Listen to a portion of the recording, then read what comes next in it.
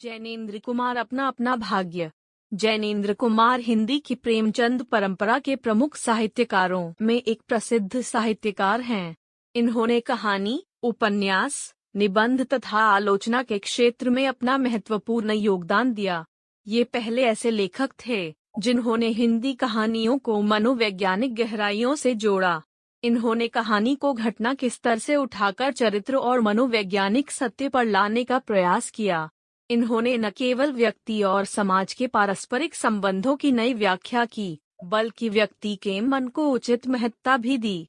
इनके इस योगदान को भुलाया नहीं जा सकता है। कहानी के प्रमुख पात्र। लेखक कहानी का एक पात्र जो उदासीन बुद्धिजीवी है। वह केवल घटना पर तटस्थ टिप्पणी करता है। लेखक का मित्र भावुक स्वभाव का व्यक्ति है। उसके में बालक के प्रति सहानुभूति का भाव है। हृदय। बालक कहानी का मुख्य पात्र 10 वर्षीय बालक है जो सहज और निश्चल स्वभाव का है। पूरी कहानी उसी के आसपास घूमती है।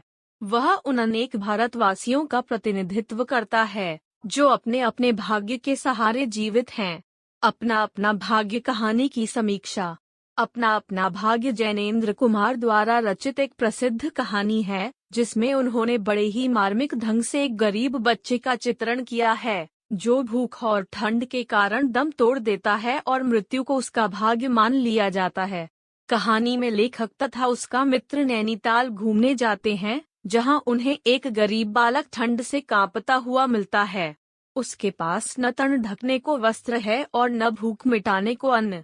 वह बालक काम की तलाश में भटकता है, परंतु उसे कहीं काम नहीं मिलता।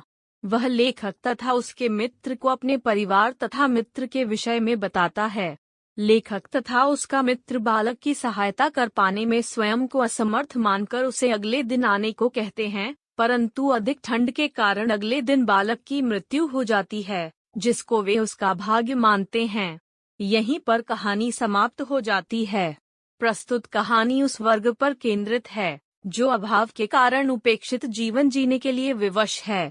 10 वर्ष का एक बालक भूख से पीड़ित होकर अपने एक साथी के साथ घर से भागता है और समाज की विषमता का शिकार होकर है। समाज यह मानने को तैयार नहीं कि दोनों के भाग्य में असमय मृत्यु नहीं, अंत में मारा जाता है। दोनों बालकों की मृत्यु का समाज उनका भाग्य मानता लिखी थी, बल्कि एक बालक साहब की मार से मारा जाता है। बालक समाज की निष्ठुरता से। समाज के अमीर बुद्धिजीवी लोग केवल बड़ी बड़ी बातें करते हैं, परंतु किसी उपेक्षित वर्ग की सहायता नहीं करते हैं। गरीबों के भाग्य को दोषी ठहराकर उन्हें अपने भाग्य के सहारे छोड़कर वे अपने कर्तव्य का पूरा होना मान लेते हैं तथा अपनी सामाजिक जिम्मेदारी से दूर भागते हैं। उच्च वर्ग के लोगों के मन में निम्न वर्ग के लिए कोई सहानुभूति नहीं है। लेखक तथा उसका मित्र बालक की सहायता कर सकते थे। वे उसे रात में सोने के लिए जगह दिलवा सकते थे, उसे अपना कोई कपड़ा दे सकते थे, परंतु वे कुछ नहीं करते और बालक को उस भयंकर ठंड में कल फिर आना कहकर स्वयं चैन की नींद सोने चले जाते हैं। यहाँ लेखक ने सामाजिक असमानता के प्रति बुद्धिजीवियों की उपेक्षापूर्ण उदासीनता एवं असमर्थता की मनोवृत्ति पर व्यंग्य किया है।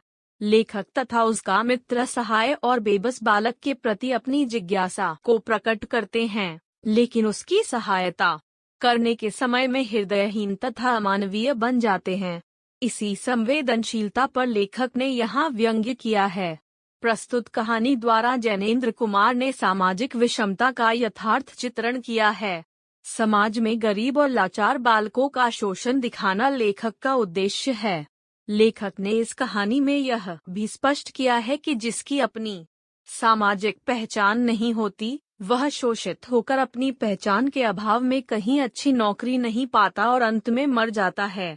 कहानी के आरंभ में नैनीताल के प्राकृतिक सौंदर्य का वर्णन भी हुआ, जिसमें संध्या के समय का अत्यंत मनोहारी चित्रण किया गया है। वहाँ है उपस्थित लोगों, उनकी वेशभूषाओं आदि का भी वर्णन सहजता से किया गया है। इस प्रकार देशकाल वातावरण का चित्रण करने के लिए लेखक ने नैनीताल के जीवंत चित्र खींचे हैं। साथ ही वहां होने वाली सर्दी का वर्णन भी लेखक ने किया है। इस कहानी की भाषा सहज तथा प्रभावपूर्ण है, जिसमें मुहावरों का प्रयोग भी हुआ। लेखक ने वातावरण के चित्रण में भाषा को अधिक रोचक एवं भावपूर्ण बना दिया है। बालक की स्थिति का वर्णन अत्यंत मार्मिक बन पड़ा है। अतः कह सकते हैं कि अपना अपना भाग्य कहानी में सामाजिक विषमता तथा अमीर गरीब के बीच की खाई का वर्णन किया गया है। सामाजिक परिस्थिति पर सोचने के लिए विवश करती है।